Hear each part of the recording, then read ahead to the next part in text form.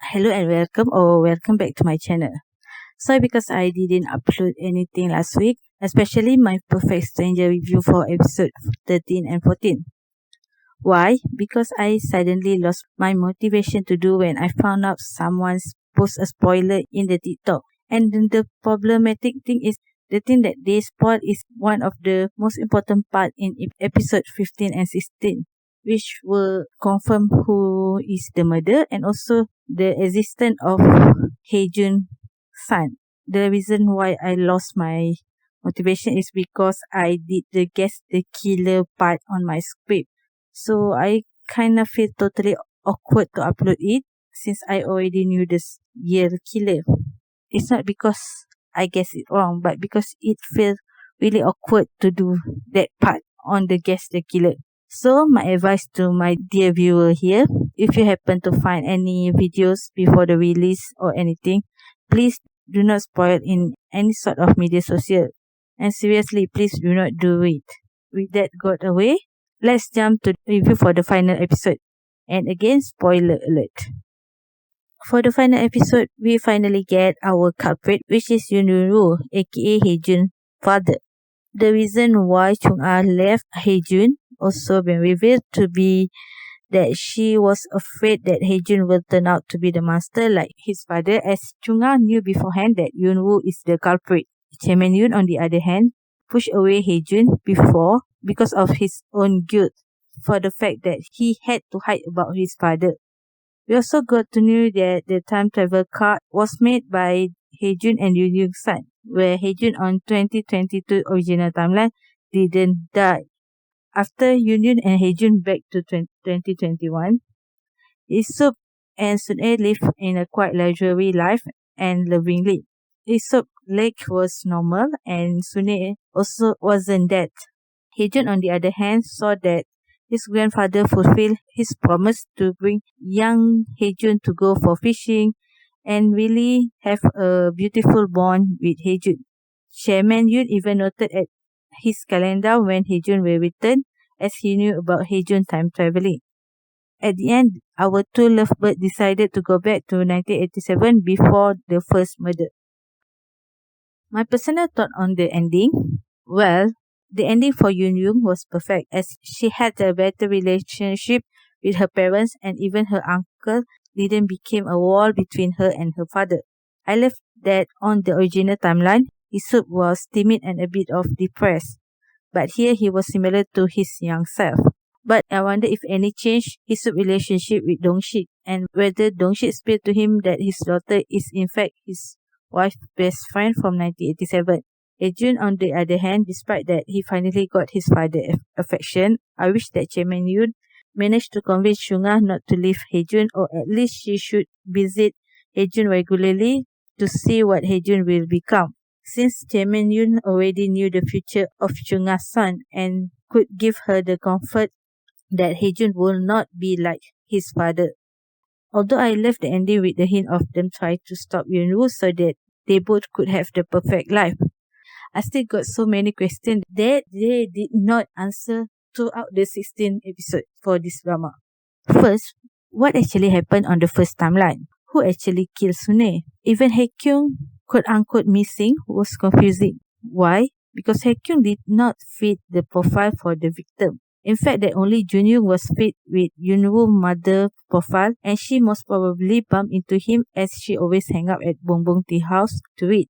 Kyung-ae, on the other side, if in the original timeline, she might carry the books that Sun-ae gave to her that contains Sun-ae's saving while hang out at the Bongbong the night before she got killed. But for the confusing part here, older Sun-ae, on the other hand, she always been discouraged by Hisup to not purchase or read any book.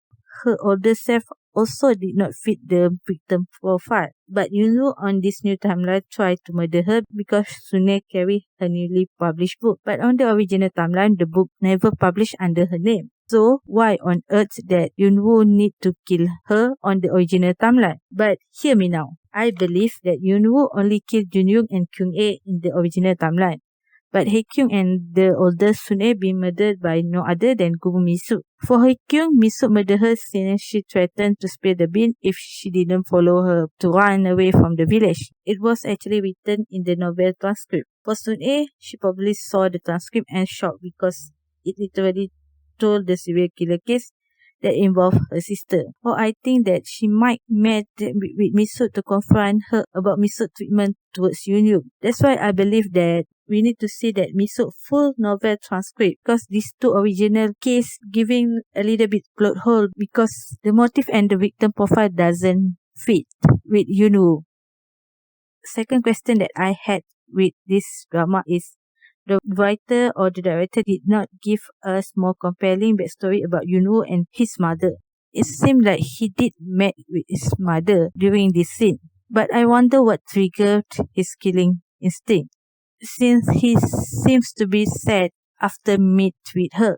This drama will be a much better if they give a little bit backstory of Yoon-woo. Season 2 maybe?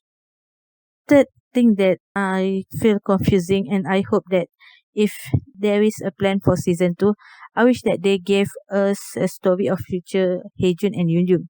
Like, how did Haejun manage to escape death in original timeline in 2022? Since the drama took like what you did in the past will change in the future, and since everything already changed, I don't know if it is possible to get the answer how did Haejun manage to survive in original timeline. Fourth question that I wish they give answer to us is, since Dongshik knew the truth, did he tell Hee-suk about Yoon-yoon? Or even better, did he ever met with Yoon-yoon while she grown up in this new timeline? And did he even help Haejun for his anchor career, since we saw Haejun talk about police raid during Yoon-yoon watched him on the news?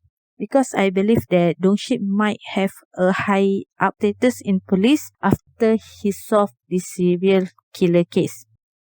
Fifth, I wonder what happened to Kawan Mi-soo. Her brother was still well and free back in 1987, so how on earth she would escape from him? Not to mention her toxic mothers even mad at her failure to become a novelist. To me, her future seems to be bleak unless she managed to escape, perhaps live with Hae-kyung. 6. I wonder what with Bum-ryung's backstory. Like, how did he meet with Yoon-yoon? Why did he give the flower to Yoon-yoon? And the most confusing part about him is why he kept the ring and the hair clip inside the toilet cubicle wall. I even felt confused that Yoon-yoon willingly gave up her ring for her student. The Bum-ryung arc or his background never got explained. Instead, they just kill him.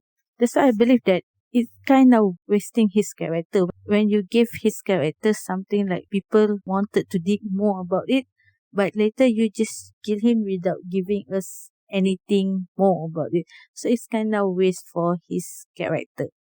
Another thing that I fell off with this drama is the fact that there are too many suspects and none of them being cleared off until the end. I mean, up until episode 15, people still suspect Yoon-suk because of how he reacted during the news. Justice for Yoon-suk, by the way. It was nice to play the guess the killer, but with too many suspects, makes things even confusing. Not to mention all the suspicious thing that many characters did, especially my used to be prime suspect, the detective. Honestly, the drama ending is good, but there is so many plot that didn't explain well. If and only if there is season 2, I wish we got more well-arranged plot, since time travel drama is very tricky to get well-written plot. Anyway, I do like that the costume director did consider the look from the younger and older version, and also parents with their children. That part really got my standing ovation. There is a hint for season 2 since both Haejun and Yoon-yoon decided to go back before the first murder. It will give a better conclusion for Haejun since Yoon-yoon got hers. But I do wonder if they got back in time, will they meet their time travel counterpart? Since this drama tell whatever change they made in the past will affect the future. So in their new timeline, the past has this duo. So I wonder how they will play with this plot. Since time travel drama need more attention and details unless they use multiverse, which is not the case for this drama. Last but not least, I love this drama because the drama main plot is about family, the relationship between children and parents, sibling love, and even grandfather and grandkids. While the murder mystery and the romance are just a supplementary thing. That's why the ending is really satisfying for most of the viewer, as the broken ties and bonds between the family member manage to get mended at the end. That's all my review for this drama. If you love a drama that mostly circling around family bond, this drama is really recommended. So that's all for my Perfect Stranger review.